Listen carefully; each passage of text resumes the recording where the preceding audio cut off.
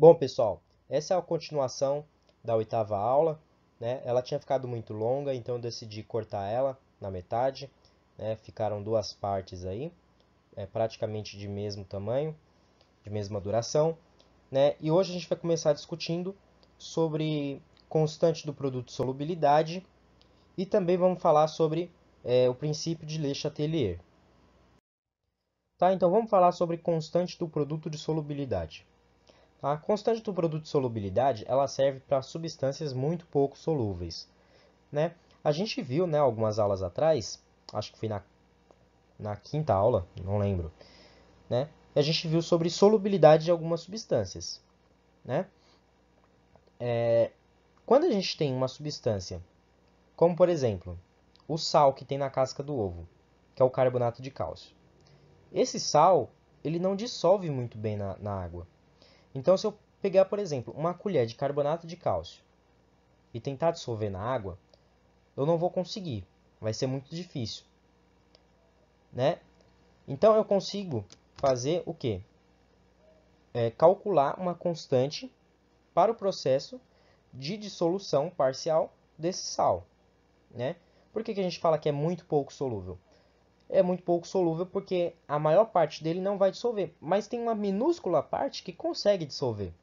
Então o exemplo que eu peguei aí, ó, o cloreto de prata, né? O cloreto de prata ele é muito pouco solúvel. Então, se eu for tentar fazer uma solução dele, eu vou ter a formação de um corpo de fundo, né? Que é aquele precipitado que fica no fundo do recipiente. O que acontece? Se eu pegar o cloreto de prata, colocar um pouquinho de água, a maior parte dele vai continuar sólida, tá? Como por exemplo aqui, ó. Tá vendo que aqui esse S está indicando que o cloreto de prata está no estado sólido. E aí quando eu coloco na água, grande parte dele continua no estado sólido, né? Não dissolve. Mas, como eu falei, tem uma pequena parte que fica na solução, né? Que são esses íons aqui, ó. É o prata mais e os íons cloreto, tá? E essa quantidade ela é muito pequena. Então, eu posso falar em constante de solubilidade para esse caso aí, né? Como que eu calcularia a constante de equilíbrio para essa reação? Né? Pensa rápido. Eu faria o quê? Faria a concentração dos produtos, né? Que são, aqui nesse caso, prata mais e cloreto, sobre a concentração dos reagentes, que nesse caso aqui é prata. Mas vocês lembram o seguinte, não entra no cálculo da constante de equilíbrio substâncias sólidas. Vocês lembram que eu falei isso, né? Pois é, nesse caso aqui o meu reagente, ele é sólido. Então, se eu for calcular a constante de equilíbrio para essa reação, o cloreto de prata não vai entrar. Tá? Como é que ficaria então? Ficaria desse jeito aqui, ó. Ks igual a concentração de prata vezes a concentração de cloreto. Muito simples, né? Às vezes, esse Ks aqui, ele aparece como Kps, tá? É a mesma coisa, tá, gente? Não muda, é só uma questão de gosto, de simbologia, tá? Mas é a mesma coisa. Tá? Então, constante do produto de solubilidade, Ks, é igual ao produto, né, dos produtos, né? Ou seja, a multiplicação entre as concentrações dos produtos formados na reação. Nesse caso aqui, uma reação de dissolução, né, envolve a formação, né, a liberação de íons, como por exemplo, nesse caso aqui, a prata e o cloreto. Tá? Como que a gente pode descobrir a solubilidade de uma substância a partir do Ks? A gente pode fazer isso? Sim, né? Então vamos lá, vamos tentar entender o fenômeno, né? Vamos supor que eu pegue aqui um recipiente A e eu comece a colocar um pouco de cloreto de prata nele. Aí eu vou misturando, bastante calma. Aí eu percebo que vai dissolvendo, né? Até chegar nesse estado B aqui, né? Até ali eu consegui dissolver todo o cloreto de prata que eu coloquei dentro do recipiente com água. Quando eu colocar mais um pouco, vai chegar um momento que vai ficar uma parte do cloreto no fundo do recipiente, né? Portanto, eu atingi a solubilidade máxima. Tá? E aí, eu posso entender o quê? Posso entender que houve saturação da solução. Quando a solução está saturada, vai existir um equilíbrio, que é exatamente esse equilíbrio aqui, ó. Cloreto de prata sólido e íons prata e íons cloreto. Tá? Ou seja, nesse recipiente C aqui, existe um equilíbrio químico, que é esse equilíbrio aqui. Tá? Ou seja, é esse cloreto de prata aqui, em equilíbrio, com os íons que estão aqui sobrenadando nessa solução, né? Que eu não consigo enxergar. Eles estão aqui.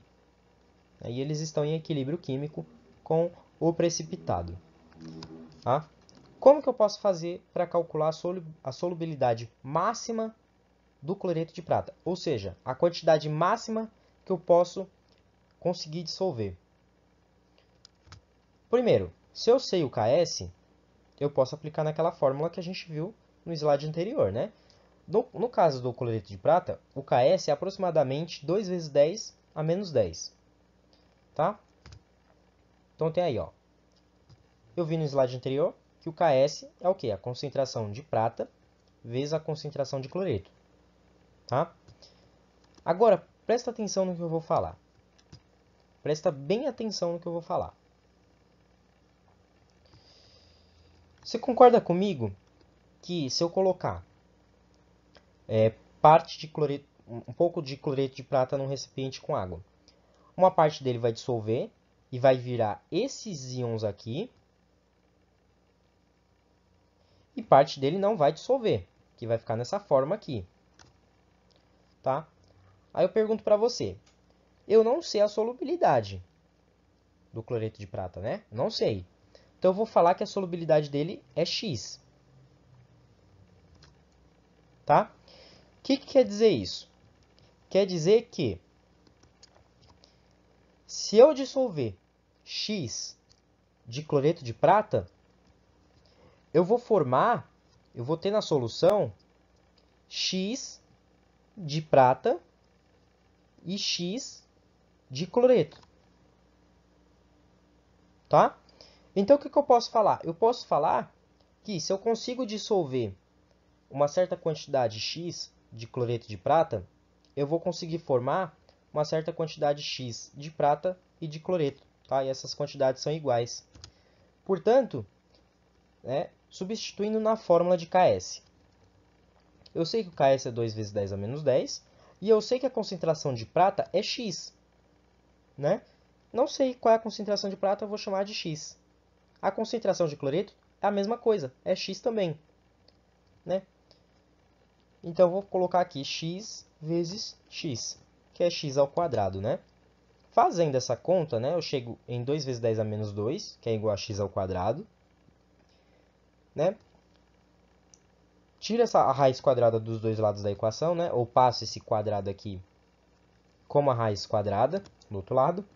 E eu tiro a raiz quadrada de 2 vezes 10 a menos 2 e eu chego nesse resultado aqui. Tá?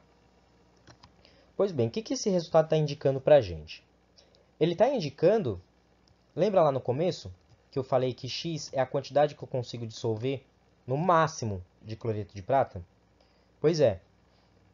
Isso quer dizer o quê? Que se eu pegar 1,4 vezes 10 a menos 1 mol de cloreto de prata e colocar num litro de água, eu consigo dissolver tudo. E ao mesmo tempo, eu formo o quê? Eu formo 1,4 vezes 10 a menos 1 mol de prata e 1,4 vezes 10 a menos 1 mol de cloreto. Tá? Então, é isso que esse resultado está me falando. Portanto, eu calculei a solubilidade de cloreto de prata, que é X. Tá? Aí está falando ali, ó, este resultado quer dizer que se as concentrações de prata e cloreto estiverem menor do que 1,4 vezes 10 a menos 1 nesse caso, né, não haverá formação de corpo de fundo. Então, por exemplo, eu falei que esse X aqui é a concentração máxima de cloreto de prata que eu posso ter na solução. Tá? Isso quer dizer o quê? Que se eu colocar menos do que isso na minha solução, eu vou conseguir dissolver, obviamente, né? Porque se eu tenho menos, eu vou conseguir dissolver com mais facilidade, tá? Que seria análogo aqui a, nesse caso, eu ter esse recipiente A, né? Com um pouquinho só de cloreto de prata, tá? Então, tudo que vai dissolver vai formar íons prata e íons cloreto, tá? Então, esse aqui é um exemplo do cálculo de solubilidade de uma substância, tá? Que é o que geralmente se pergunta nas questões de KS. Vamos praticar um pouco? Chega de ver teoria? Pois é. Aí o primeiro exemplo, da Universidade Federal do Rio Grande do Sul. Ele fala o seguinte: uma reação química atinge o equilíbrio químico quando? Aí ele dá as alternativas. Primeira, ocorre simultaneamente nos sentidos direto e inverso. B, as velocidades das reações direta e inversa são iguais. C, os reagentes são totalmente consumidos. D, a temperatura do sistema é igual à do ambiente. E E, a razão entre as concentrações de reagentes produtos é unitária. Primeiro, vamos analisar cada uma à parte. Letra A, ocorre simultaneamente nos sentidos direto e inverso. Não, isso não é condição para ser um equilíbrio químico. As reações podem ocorrer em sentidos direto e inverso, mas isso não quer dizer que elas estejam no equilíbrio. Então, não é a letra A. Letra B. As velocidades das reações direta e inversa são iguais. Essa é a resposta. Lembra que eu falei que uma reação entra em equilíbrio quando a reação direta e a reação inversa têm as mesmas velocidades? Sim, né? Então, essa é a resposta correta. Vamos ver a C? Por que ela não é? Os reagentes são totalmente consumidos. Não tem nada a ver com isso, né? Por quê? Porque vocês viram lá pelos gráficos, né, que eu fiz, né, que a concentração final dos reagentes pode ser diferente de zero.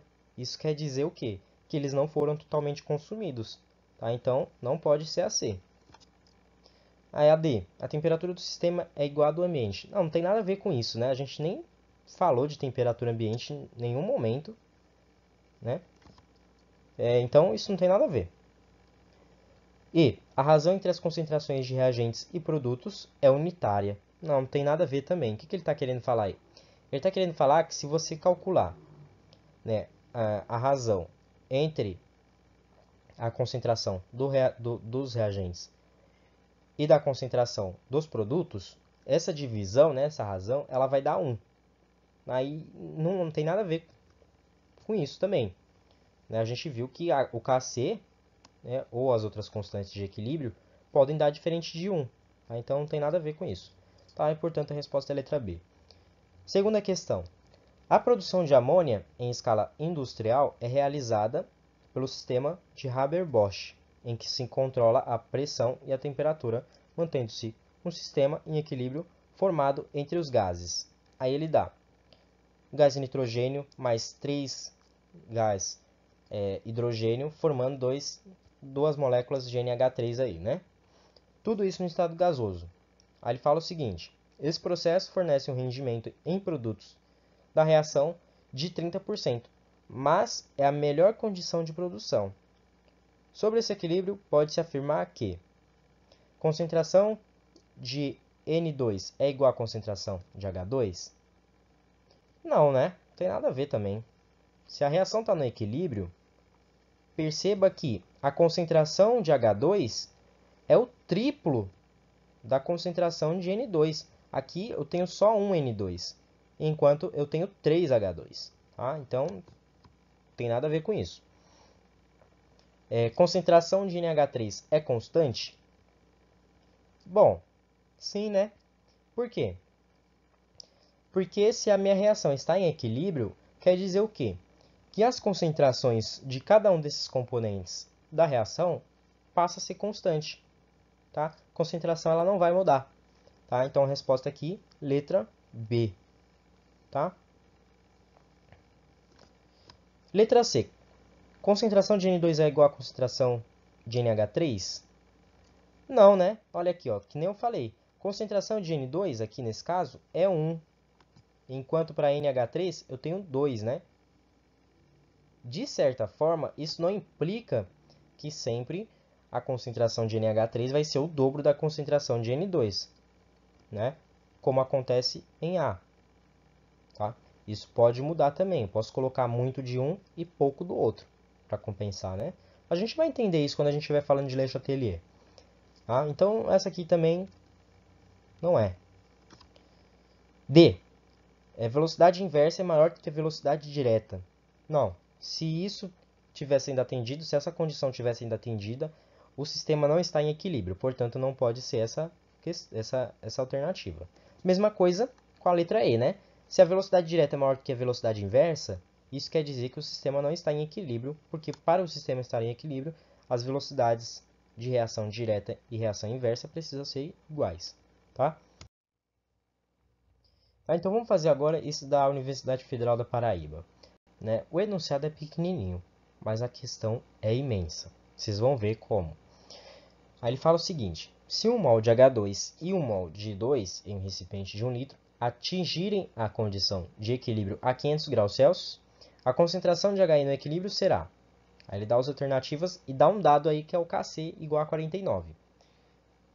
Primeiro, para eu resolver essa questão, eu preciso saber que reação que ele está falando. Que no caso é essa aí. Tá? Aí eu tenho que montar a reação e balancear certinho. Para depois eu procurar a constante de equilíbrio, né? A fórmula da constante de equilíbrio. Acontece que tem um problema nesse enunciado. Ele me fala que eu tenho 1 mol de H2 e 1 mol de I2, mas ele não fala que esse 1 mol e esse 1 mol de H2 e esse 1 mol de I2 estão em equilíbrio. Ele fala que essas quantidades atingem um equilíbrio a 500 graus. Tá? Mas ele não está falando que está em equilíbrio. Então isso é um problema. Eu vou falar o quê? Que antes da reação começar, ou seja, no início, eu tenho 1 mol de H2 e 1 mol de I2. E não tenho nenhum mol de HI, porque a reação não começou ainda. Tá? Aí, presta bem atenção agora. Durante a reação, ou seja, depois que a reação começou, vai reagir uma certa quantidade de H2 e de I2 que eu não conheço. Mas eu sei que essas quantidades são iguais. Por quê? Porque olha só, aqui reagem 1 mol de H2 com 1 mol de 2. Portanto, se reagem X de H2, vão reagir X de 2, porque é uma proporção estequiométrica, né? Aí você percebe o seguinte, se vão reagir 1 mol de H2, vão ser formados 2 mols de HI. Né? Ou seja, se reagem X de H2, vão ser formados 2x de HI. Tá? É uma proporção estequiométrica. Tá? Então, o que eu vou ter no meu equilíbrio? Deixa eu só apagar essas rasuras aqui. Se no início eu tinha 1 mol de H2 e reagiram X, isso quer dizer o quê? Que deixaram de existir X de H2. Então, no equilíbrio, eu vou ter 1 menos X. Mesma coisa por I2. Se no início eu tinha 1 mol e reagiram X, ficaram apenas 1 menos X. Tá? Agora, por HI, no início não tinha nada. Aí, durante a reação, se formaram 2x. Portanto, no equilíbrio, ficou 2x. Tá? Eu sei que a constante de equilíbrio ela pode ser calculada por essa fórmula, como a gente já viu anteriormente. Quem é a concentração de HI? É 2x, né? Ó, tá aqui. Quem é a concentração de H2? É 1 menos x. Tá? Quem é a concentração de 1 menos 2 de 2? É 1 menos x também. Tá? Então, eu posso colocar todas essas quantidades nessa fórmula. Como eu sei o Kc, que é 49, eu coloco o Kc aqui. Tá? Concentração de HI é 2x, coloco aqui. Concentração de H2, aqui. Concentração de I2, aqui. Tá? Aqui, no denominador dessa fração, eu faço aquela distributiva que vocês veem em matemática. Eu faço 1 vezes 1 e depois 1 vezes menos x. Depois eu faço menos x vezes 1 e depois menos x vezes menos x. E somo tudo isso. No final eu tenho esse resultado aqui, ó. 1 menos 2x mais x ao quadrado. Tá? Isso vocês veem em matemática, então eu não vou me aprofundar muito nisso. Tá? Bem, se eu pegar esse denominador aqui embaixo e passar ele multiplicando, porque ele está dividindo, né? Eu posso fazer novamente uma distributiva aqui, ó. 4 vezes 1, 4 vezes menos 2x e 4 vezes x ao quadrado. Eu vou ter esse resultado aqui, ó. Enquanto lá em cima eu vou ter 4x quadrado, né? Primeiro, da onde saiu esse 4x ao quadrado, né? Eu não falei. Deixa eu falar agora. Esse 4x ao quadrado, ele saiu daqui, ó. Tá? O que eu fiz aqui? Eu fiz 2 ao quadrado, que é 4, e fiz x ao quadrado, que é x ao quadrado. Tá? E aqui eu fiquei com 4x ao quadrado. Foi isso que eu fiz, tá? Aí eu cheguei nessa etapa da reação, da equação aqui, certo? O que eu vou fazer? Eu percebo que eu vou chegar em uma equação do segundo grau, né? Então, o que eu vou fazer? Eu vou passar todos os termos para o lado esquerdo da equação. Nesse caso aqui, o único termo que está do lado direito é o 4x². Então, eu vou passar ele para o lado esquerdo, né? Se ele está positivo, ele vai passar negativo. Aí, eu vou ter o quê? Eu vou ter 49x² menos 4x². E isso vai dar o quê? 45x². Tá? E aí eu copio os outros termos, né? Menos 98x mais 49. Agora eu percebo que eu cheguei numa equação de segundo grau. Como é que eu faço para resolver isso? Bom, gente, a única forma de você resolver uma equação de segundo grau é fórmula de Bhaskara ou, né, por produto e soma. Mas essa reação por produto e soma ia ser muito complicada de resolver. Tá? Então, vou resolver pela fórmula de Bhaskara, que é muito mais fácil. Aí você percebe que você precisa decorar fórmula de Bhaskara se você quiser resolver uma questão dessa. Aí já começa a complicação, né? Então, eu sei que pela fórmula de Bhaskara, x vai ser menos b mais ou menos raiz quadrada de b ao quadrado menos 4ac sobre 2a. Tá? É isso que está falando aí. Quem é o meu b? O b é o número que está acompanhado só de x, que nesse caso aqui, ó, é o menos 98. O meu a é o número que está acompanhado de x², que é o 45. E o meu c é o número que não está acompanhado de nenhum x, né, que é o 49. Tá? Então, eu vou substituir tudo isso aí na fórmula de Bhaskara. Aí eu terei o quê? Menos 98, mais ou menos, menos 98 ao quadrado, menos 4 vezes a, que é 45, vezes c, que é 49. Tá? Faço essa conta aqui dentro da raiz quadrada, eu chego em 9.604 menos 8.820. Tá? Vocês estão percebendo que esse negativo aqui, ó, ele desapareceu, né? Porque eu estou elevando ao quadrado. Tá? Então, eu fico com 98. Tá vendo aqui? Eu fiz uma regra de sinal também, ó. Menos com menos dá mais, né? 98 mais ou menos raiz quadrada de 9.604 menos 8.820. Tudo isso sobre 90. Tá? Faço o que está dentro da raiz quadrada, né? Chego em 784. E aí você tira a raiz quadrada de 784, que é uma raiz quadrada exata, né? Que dá 28. Como que você faz isso? Você faz, né, pela decomposição em fatores primos, né? Que vocês aprendem no ensino fundamental. Tá? Fazendo essa conta, né, eu sei que uma equação de segundo grau ela tem duas raízes. Né? A primeira raiz eu vou calcular com 98 menos 28 sobre 90. Tá? Por que eu vou fazer essa primeiro? Depois vocês vão saber por quê. Mas, de início, eu vou fazer primeiro essa conta. Tá? 98 menos 28 dá 70, e 70 sobre 90 dá 0,78. E essa é a primeira raiz. Tá? A segunda raiz seria fazer o quê? Eu somar 98 com 28. Concorda comigo? Aí eu teria a raiz 2, né? O x2. Só que esse valor ia dar 1,4. Né? E esse número, esse 1,4 aí, ele não está condizente com a realidade. Porque repare o seguinte. Qual que é a concentração de H2 e de 2 no equilíbrio? É 1 menos x, né? Deixa eu fazer aqui do lado esquerdo. Ó. 1 menos x.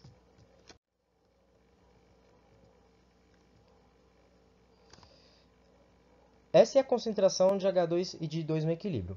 Se você fizer 1 menos esse x2 aqui, que é 1,4, vai dar um número negativo.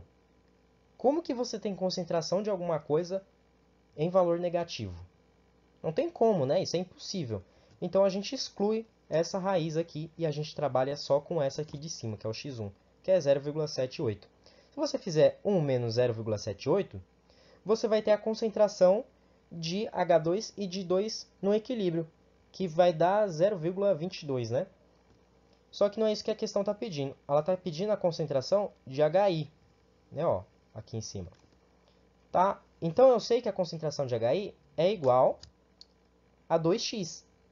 Né? Se x vale 0,78, eu simplesmente faço essa continha aqui e chego em 1,56 mol por litro. E essa é a concentração de HI no equilíbrio. Tá? Resultado aqui, letra C. Tá? Então, olha a trabalheira que deu esse exercício, né? Um exercício que você precisa ter mais uma habilidade matemática do que uma habilidade propriamente química, né? Então, realmente, você tem uma interdisciplinaridade muito grande em algumas questões que você precisa dominar, tá? Mas essa é uma questão que ela é complicada pela parte matemática, tá? Não é muito pela parte química. A parte química também tem seus truques aí, né? Como a gente viu aí. Ele falou que um mol de H2 e um mol de 2 não estavam no equilíbrio. Então eu tive que fazer esse bem bolado aqui, ó, da tabelinha. Tá? E aí eu fiz isso aí e eu cheguei no resultado. Tá? Em geral, muitas questões de equilíbrio químico, elas vão cobrar de você esse tipo de evento. Tá? Ele vai te dar concentrações iniciais e você tem que montar essa tabelinha para saber quais são as concentrações que restam no equilíbrio. Tá bom? Então, cuidado, viu? Se ele está falando que está no equilíbrio, beleza. Aí você já joga direto na fórmula da constante de equilíbrio. Se ele não está falando que está no equilíbrio, que vai atingir um equilíbrio ainda, aí você tem que fazer isso aqui que eu fiz na tabelinha. Tá? Então vamos falar agora sobre constante do produto de solubilidade. Tá? Tá aí. A solubilidade do sulfato de chumbo 2, PbSO4, em água a 18 graus é de 0,041 grama por litro. Constante do produto de solubilidade do sulfato de chumbo a 18 graus é, ele dá as opções e as massas, né? Esses valores aqui que ele está dando são as massas. Tá? Primeiro, para eu trabalhar com constante de equilíbrio, nesse caso produto de solubilidade, eu tenho que pegar uma concentração em mol por litro, não uma concentração em grama por litro, como está aqui. Tá? Como que eu transformo essa concentração em mol por litro? Primeiro, tem que saber a massa molar do sulfato de chumbo. Né? Como é que calcula essa massa molar? Sei que o sulfato de chumbo é composto por 1 chumbo, que tem massa 207, por 1 enxofre, que tem massa 32, e por 4 oxigênios, que tem massa 16. Então, a massa molar dele, 303 gramas por mol. Fazendo uma regra de 3 simples, né, se 303 gramas existem em 1 mol de sulfato de chumbo, 0,041 gramas de sulfato de chumbo tem quantos mols? Né? Por que eu estou usando esse valor? Porque é o valor que ele está me dando aqui em cima. Né? Fazendo essa regra de 3, eu chego que X vale 1,35 vezes 10 a menos 4 mol. Tá? Que é a concentração de sulfato de chumbo em água. Tá? Então, essa é a quantidade que existem em 1 mol, em 1 litro de solução. Tá? Portanto, a concentração de sulfato de chumbo é 1,35 vezes 10 a menos 4 mol por litro. Tá? Aí eu tenho que montar a reação, né, de dissolução, né, de dissociação do sulfato de chumbo, que é essa aqui. Tá? Aí você me pergunta, Gustavo, eu preciso saber essas cargas de 2 mais aqui, 2 menos? Né? Primeiro, de onde você tirou essas cargas? Bom, você não precisa saber essas cargas, né, para resolver esse tipo de exercício. Né? Você não precisa saber elas. Você precisa saber que, se você dissolver isso aqui em água, vão ser formados apenas um chumbo e um SO4 2-. Tá? Ou seja, tudo que tem de um lado tem do outro. É só isso que você tem que saber. Tá? Então, eu posso montar a minha constante do produto de solubilidade para essa reação.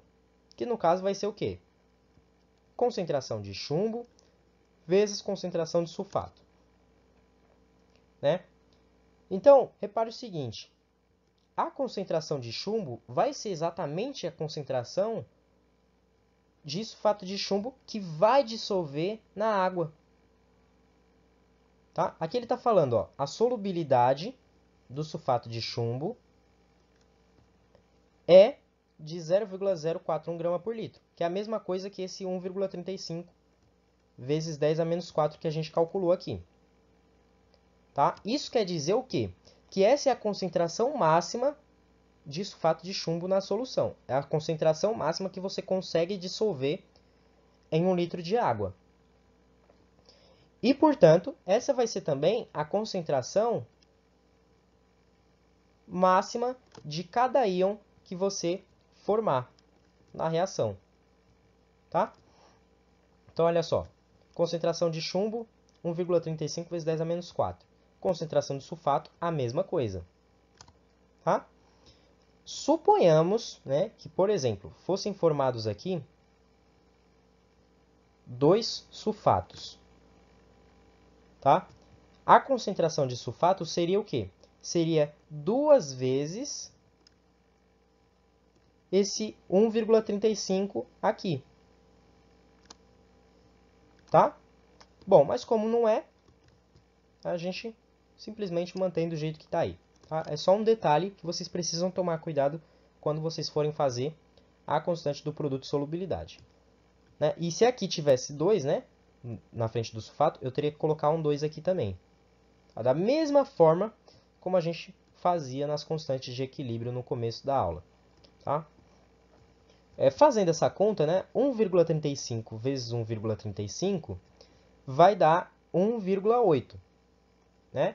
E 10 a menos 4 vezes 10 a menos 4 vai dar 10 a menos 8. Né? É aquele caso que eu falei. Né? Bases iguais, eu mantenho a base e somo os expoentes. Né? Os expoentes aqui é menos 4 e menos 4. Né? Então, menos 4 dá menos 8. Tá? E esse é meu KS. Tá? Portanto, a resposta é letra A. Tá? Agora a gente vai falar sobre o princípio de Le Chatelier. Tá? O princípio de Le Chatelier ele vale para reações que estão em equilíbrio e que você vai provocar uma perturbação nesse equilíbrio. A reação está lá paradinha, parada não, né? Ela está num equilíbrio e você vai lá e perturba ela de alguma forma. Tá? Isso faz com que a reação tenda a entrar em um novo equilíbrio, né, que acaba sendo deslocado. Como assim, Gustavo? Não entendi nada do que você falou. Calma, que a gente já vai explicar isso. E existem 3 formas de você deslocar um equilíbrio de uma reação. A primeira forma é alterando a quantidade de produto ou de reagente, seja para mais ou para menos. A segunda forma é alterando a pressão, ou aumentando ou diminuindo. A terceira é alterando a temperatura, ou para mais ou para menos. Tá? A gente vai ver cada um separadamente. Então, o primeiro caso, alterando a quantidade de reagente ou de produto. Perceba o seguinte, se eu aumentar, essa reação aqui está em equilíbrio, né? Se eu aumentar a quantidade de H2 ou de I2, vai ter uma quantidade de reagente muito grande nessa reação, né? Ou seja, eu acabei perturbando o equilíbrio. O que o equilíbrio vai tender a fazer para que ele continue em equilíbrio? Ele vai se deslocar no sentido de formação dos produtos. Ou seja, se você aumentar a concentração ou de H2 ou de I2, vão ser formados mais HI. Tá? Agora, e se eu diminuir a concentração de H2? Ou de I2, tanto faz. Essa reação vai ficar com uma quantidade muito pequena de H2, né? Então, você acabou perturbando o equilíbrio. O que ele vai fazer? Ele vai tender a corrigir essa diminuição de H2, deslocando o equilíbrio da reação nesse sentido aqui. Ou seja, HI vai passar a formar mais H2 para corrigir essa diminuição de H2 que teve aqui no equilíbrio. Tá? Analogamente, se eu aumentar a concentração de HI, eu perturbei o equilíbrio. E aqui nesse novo equilíbrio vai ter muito HI. Então, parte desse HI vai reagir e vai deslocar o equilíbrio no sentido contrário, né? Para evitar que continue uma concentração muito alta de HI nesse equilíbrio. Tá? Agora, se eu diminuir a concentração de HI durante o equilíbrio, você concorda comigo que vai ter muito pouco HI, né? Aí o que vai acontecer? Esses dois reagentes aqui, eles tendem a reagir entre si para formar mais HI e corrigir essa diminuição de produto. Tá bom? Então é basicamente isso aí que está falando nesse enunciado. Tá? Eu tenho um gráfico para isso. Tá? Olha só. Suponhamos que eu esteja num equilíbrio, tá? Até uma temperatura aqui T inicial. Tá? Tá vendo que está em equilíbrio. Por quê? Porque as concentrações, elas estão constantes, né? As concentrações de H2, de 2 e de HI, elas estão constantes, elas não estão mudando. Tá? Acontece que aqui nesse caso, você está vendo que chega nesse tempo aqui, ó, a concentração de H2, ela dá um salto, né?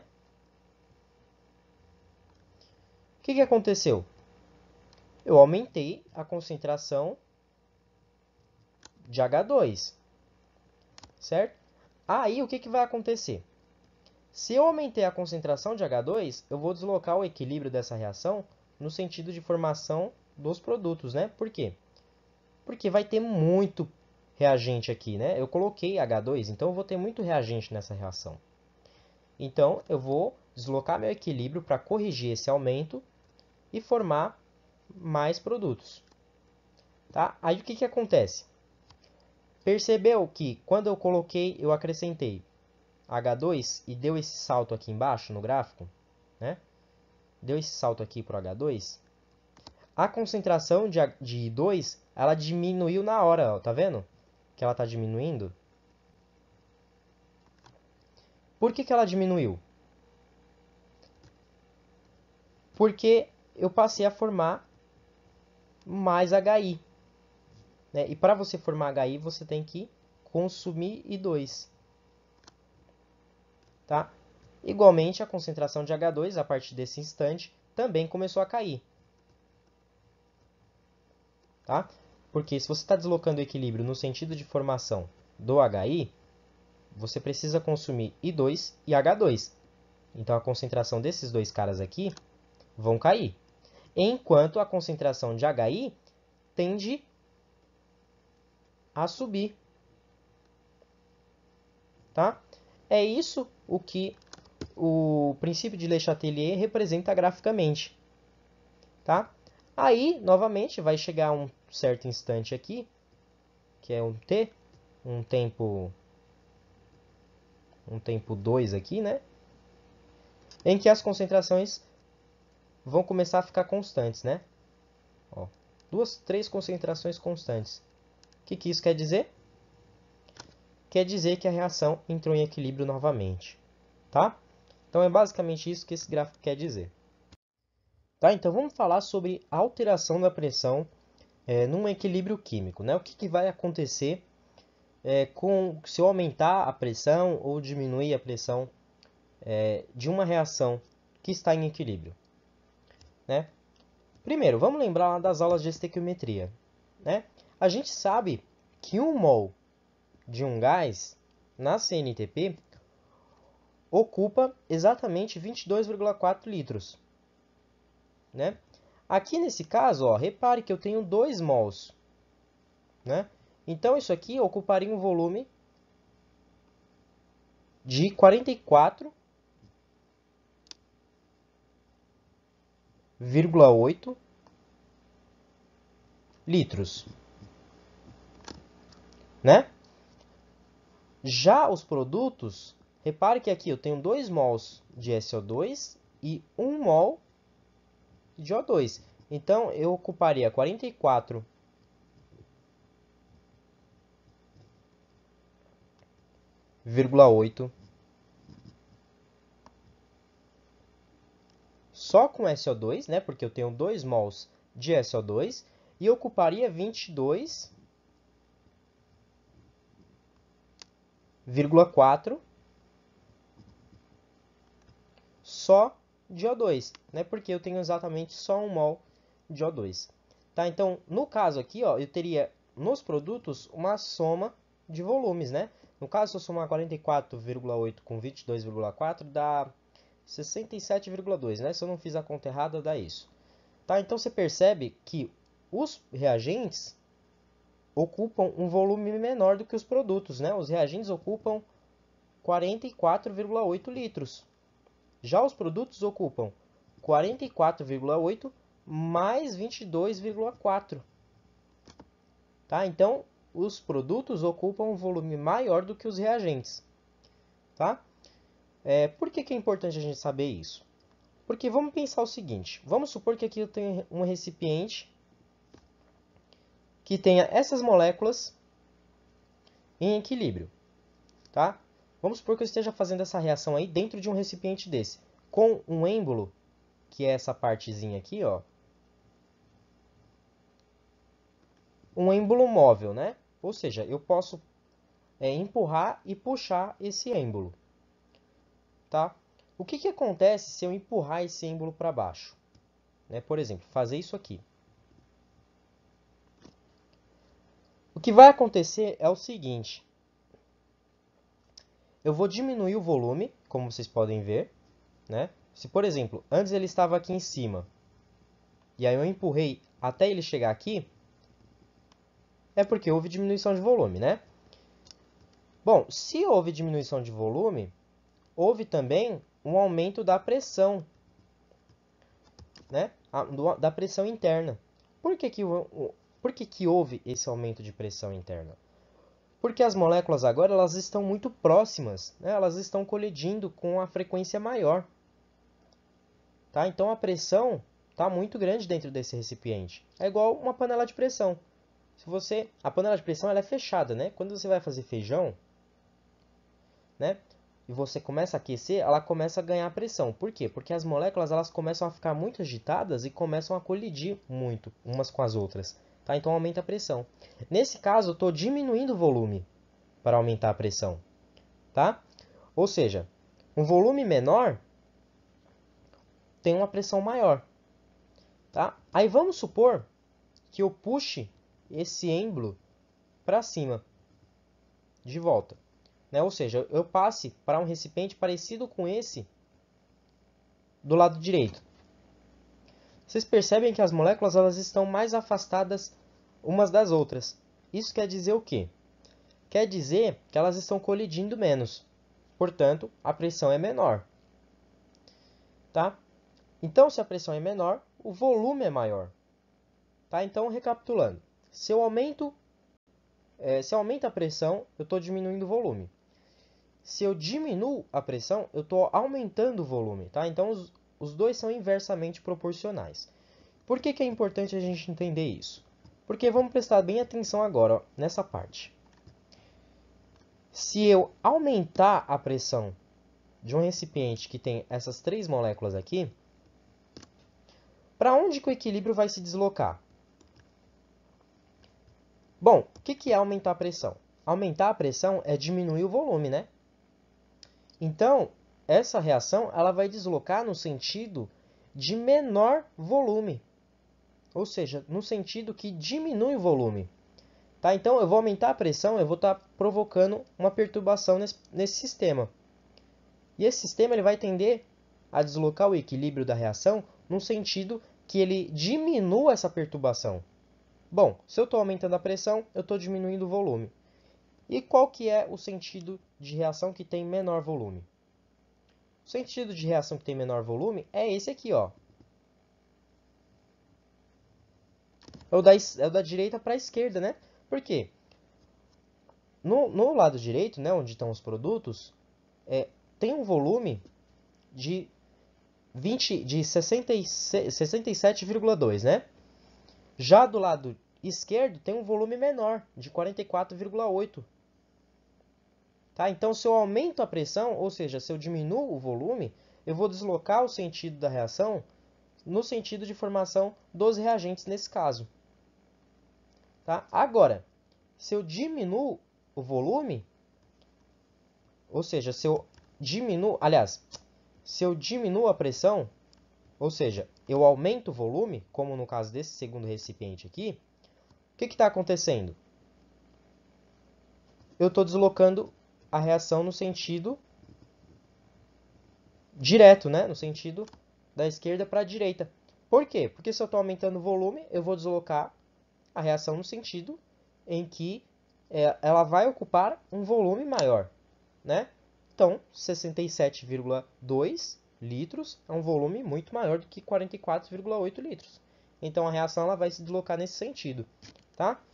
Então, é basicamente isso aí que o enunciado está falando. Se eu aumentar a pressão no recipiente e que a reação está sendo feita, o equilíbrio vai deslocar no sentido de menor volume. Analogamente, vai ocorrer se eu diminuir a pressão. Tá? Então, é basicamente isso aí que o princípio de Le Chatelier fala sobre aumento ou diminuição de pressão. Agora, esse talvez seja um pouco mais difícil de vocês entenderem, mas vamos tentar, né? Alterando a temperatura. Vamos supor que eu tenho uma reação, né, que é a reação do processo Haber-Bosch, né, que é essa aqui.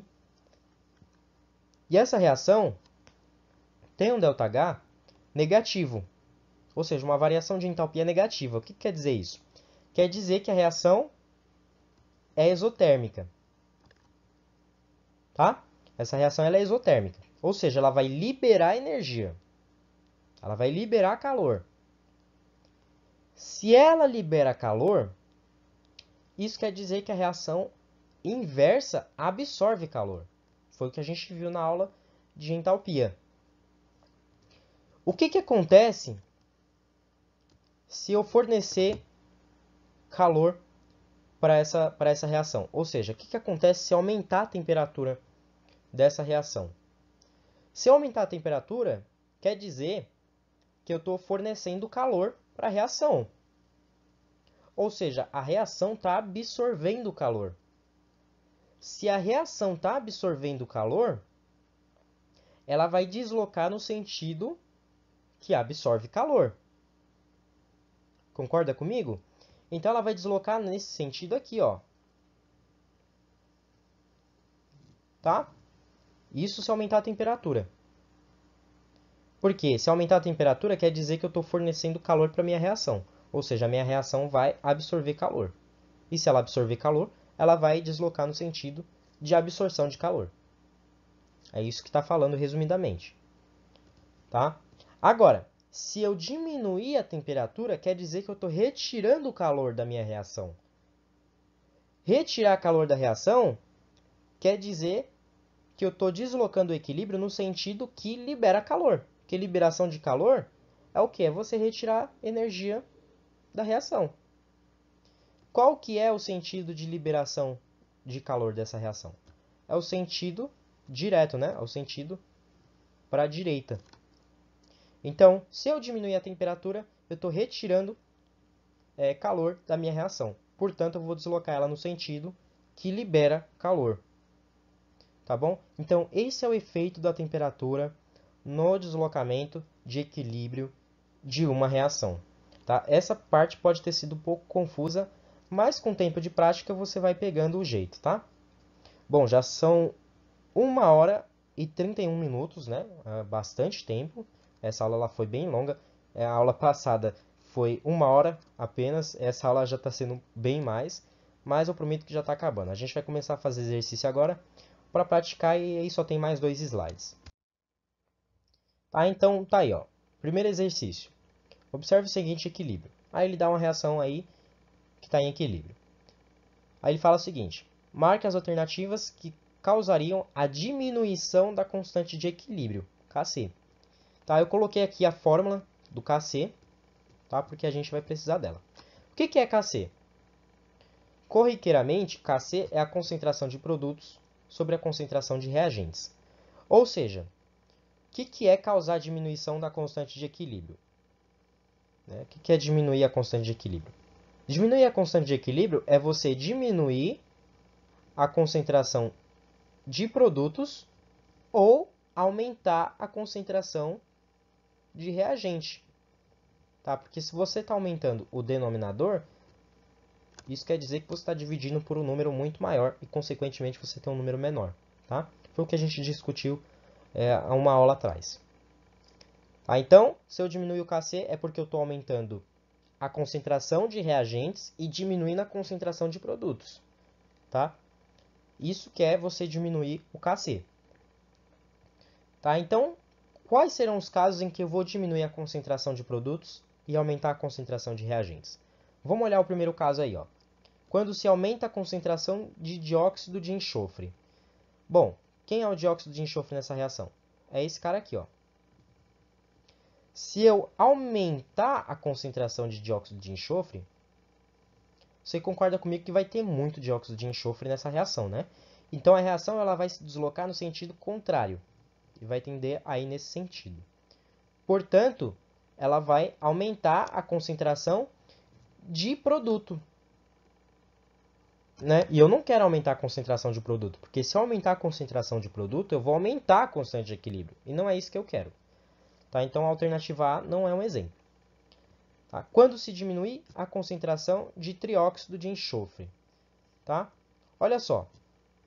Se eu diminuir a concentração de trióxido de enxofre, que é esse cara aqui, eu vou ter muito pouco trióxido de enxofre no meu equilíbrio. Então a reação ela vai tender a se deslocar no sentido de formação de trióxido de enxofre, para corrigir esse problema, para corrigir esse equilíbrio. Tá? Então, novamente, eu vou deslocar o sentido da reação no sentido dos produtos. E não é isso que eu quero novamente. Tá? Então, a alternativa B também não é uma opção. É a alternativa C. Quando se aumenta a pressão do sistema. Lembra que eu falei aumentar a pressão do sistema é o quê? É você diminuir o volume. Tá? Então, qual é o lado que tem menor volume aqui? O lado que tem menor volume é esse lado aqui. Tá? Por quê? Porque aqui eu tenho só 2 mols. Enquanto aqui eu tenho 2 mols mais 1 mol aqui. Tá? Então, se eu aumentar a pressão, o que eu estou querendo dizer? Estou querendo dizer que eu estou diminuindo o volume. Então, eu vou deslocar a reação no sentido de menor volume. Qual é o sentido que tem menor volume? É o sentido dos produtos, né? Que tem 2 de volume.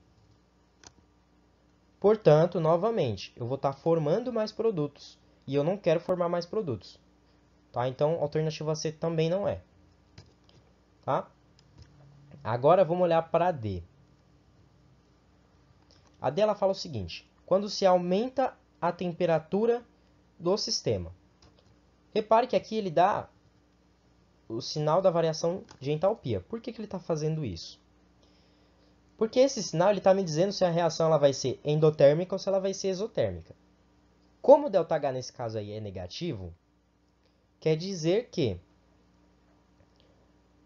a reação é exotérmica. Então ela vai liberar calor. Logo, a reação inversa vai absorver calor. Ou seja, se eu pegar SO3 formando SO2 e O2, eu tenho uma reação que absorve calor, uma reação endotérmica. Tá? Esse ΔH negativo aqui ele se refere ao sentido de reação que eu estou mostrando aqui, ó, da esquerda para a direita. Agora, se eu inverter e fizer SO3 formando SO2 e O2, eu tenho um ΔH positivo, né? Muda o sinal se eu inverter a reação. Portanto, a minha reação inversa vai absorver calor. E aí, o que ele fala aqui na D? Ele fala que se aumenta a temperatura do sistema. O que é aumentar a temperatura? Aumentar a temperatura quer dizer que eu estou fornecendo energia para o sistema, eu estou fornecendo calor para o sistema. Logo, o sistema vai absorver energia. Qual é o sentido que absorve energia? É o sentido direto ou o sentido inverso, que é esse aqui de cima, né? O que absorve calor, a gente acabou de ver que é o sentido inverso. Tá? Portanto, se eu aumentar a temperatura, eu vou estar deslocando a reação no sentido dos meus reagentes. Tá? Portanto, eu vou diminuir a concentração de produto e aumentar a concentração de reagentes. Logo, eu vou diminuir a minha constante de equilíbrio. É o caso que tem aí, que ele quer, né? Que é a diminuição da constante de equilíbrio. Portanto, letra D é uma opção. Agora, se a letra D é uma opção, a letra E não pode ser. Né? Porque ele fala assim, quando se diminui a temperatura do sistema. Diminuir a temperatura do sistema é você retirar calor do sistema. Né? Ou seja, é você liberar uma certa quantidade de calor do sistema. Logo, esse tipo de reação ia deslocar no sentido de liberação de calor, no sentido exotérmico. E qual que é o sentido exotérmico? O sentido exotérmico é esse sentido aqui, ó, que desloca para o lado direito. Tá? Então, a única alternativa que satisfaz a resposta aí, a questão aí, é a alternativa D. Tá? Segunda questão. Considerando o equilíbrio, 2H2S mais 3O2, formando 2H2O mais 2SO2. E aí ele dá uma variação de entalpia aí negativa. Aí ele fala, seguindo o princípio de Le Chatelier, coloque a letra E nas alternativas em que o equilíbrio químico é deslocado para a esquerda e D quando ele é deslocado para a direita. Tá? Então, olha aí. Diminui-se a temperatura do sistema, né? Primeira alternativa. O que é diminuir a temperatura do sistema? É você retirar calor do sistema. Ou seja, você vai deslocar no sentido de liberação de calor. Tá? Qual que é o sentido de liberação de calor? É o sentido exotérmico. Tá? Qual que é o sentido exotérmico dessa reação? É o sentido da esquerda para a direita aqui. Né? Porque o ΔH é negativo. Tá? Se o ΔH é negativo, quer dizer que esse sentido aqui é o sentido exotérmico. Tá? Portanto, esse vai deslocar no sentido direito. Aí ele fala, aumenta-se a pressão do sistema. O que é aumentar a pressão do sistema? É você diminuir o volume. Qual é o lado da reação que tem menos volume? O lado esquerdo tem 5 volumes, né? Tem 2 aqui e 3 aqui. O lado direito tem 2 mais 2, tem 4 volumes.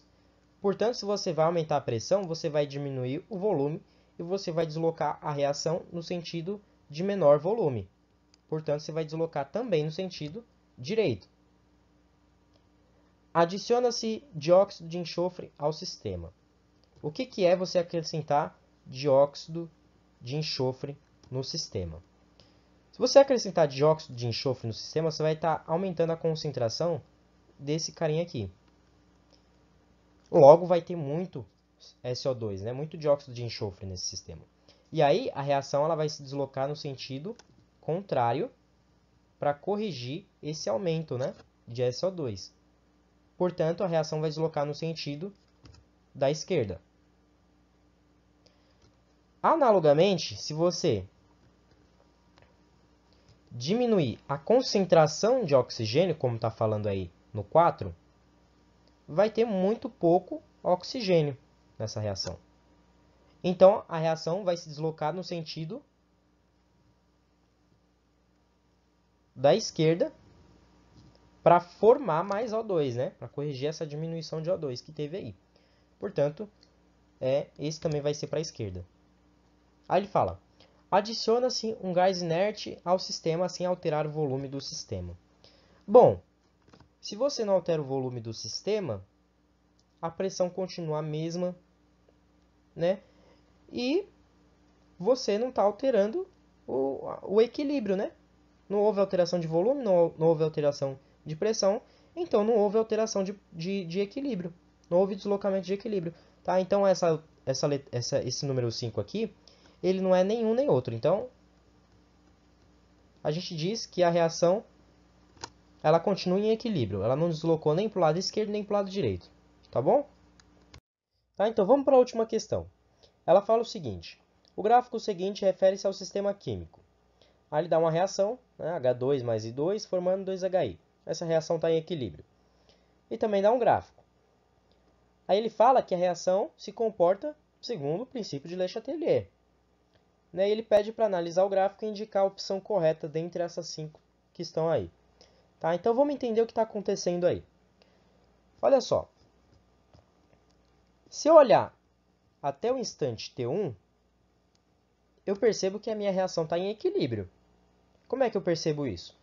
Ó, as concentrações de H2, de I2 e de HI, elas estão constantes. Elas não variam.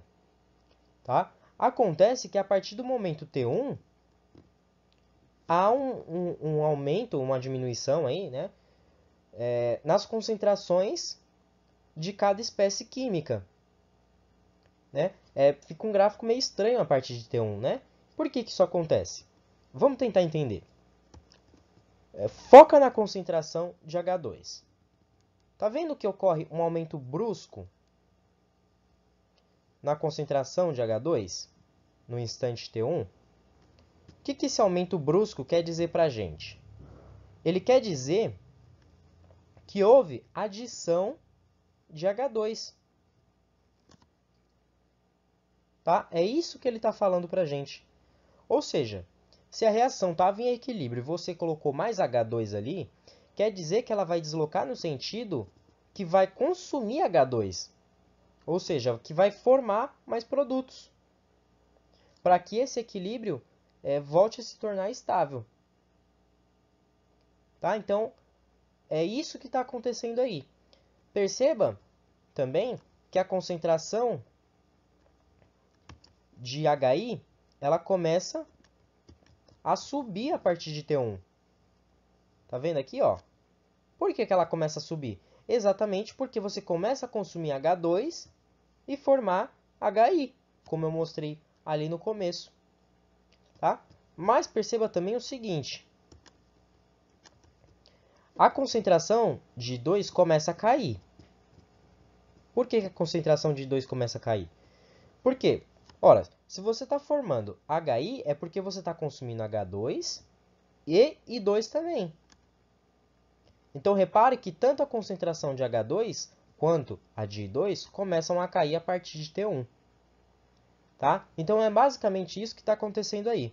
Então, vamos ver quais são ou qual é a opção correta dentre essas 5 aí. Tá? Na 1, ele fala assim, a adição de I2 em T1 aumentou a concentração de HI. Bom, a concentração de HI começou a subir em T1.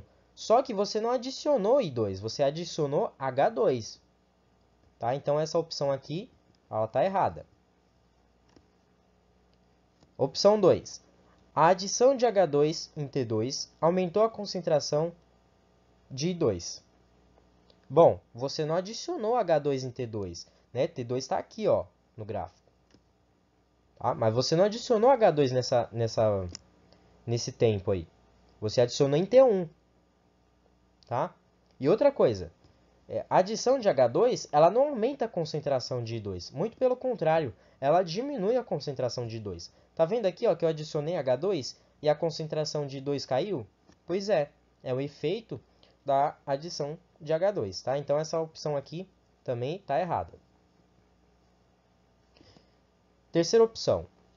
A adição de H2 em T2 levou o sistema ao equilíbrio. Novamente, H2 não foi adicionado no tempo T2. Tá? Então, essa opção aqui está errada. Opção 4. A adição de H2 em T1 aumentou a concentração de HI. Bom, essa é a opção correta, né? Por que é a opção correta? Porque, olha, lembra que eu falei? Eu adicionei H2. Isso quer dizer o quê? Que eu vou deslocar a reação no sentido de formação dos produtos. Ou seja, no sentido de formação de HI. Portanto, a concentração de HI vai subir, como eu mostrei aqui no gráfico. Portanto, a adição de H2 em T1 aumentou a concentração de HI. Essa é a opção correta. Vamos ver a 5? A adição de HI em T2 alterou o equilíbrio do sistema. Tudo errado, né? Ninguém adicionou HI aí. A gente adicionou H2. A concentração de HI começou a subir e começou a subir a partir de T1. Não foi a partir de T2. Tá? T2, né? Deixa eu dar errado aqui para a opção 5. T2 é a temperatura em que a concentração dos reagentes e a concentração dos produtos começam a ficar constantes. Ou seja, é o tempo que leva para a reação entrar em equilíbrio novamente. Tá? Então, a única opção correta aí é a opção 4, tá? Então, gente, eu espero que você tenha aproveitado essa aula. Espero que essa aula tenha sido bem informativa para vocês, que vocês tenham entendido, né? Essa aula foi bem longa, tanto que eu dividi ela em 2 partes, né? E eu espero que, se você tiver alguma dificuldade, né? Não entendeu alguma coisa, que você me pergunte, né? Que você tire suas dúvidas, né? Também em livros, né? Complementem o aprendizado de vocês com exercícios e muita prática. Sempre muita prática, né? Porque o vestibular cobra isso de você. Tá? Então, novamente, bons estudos e bom rendimento e muito aprendizado.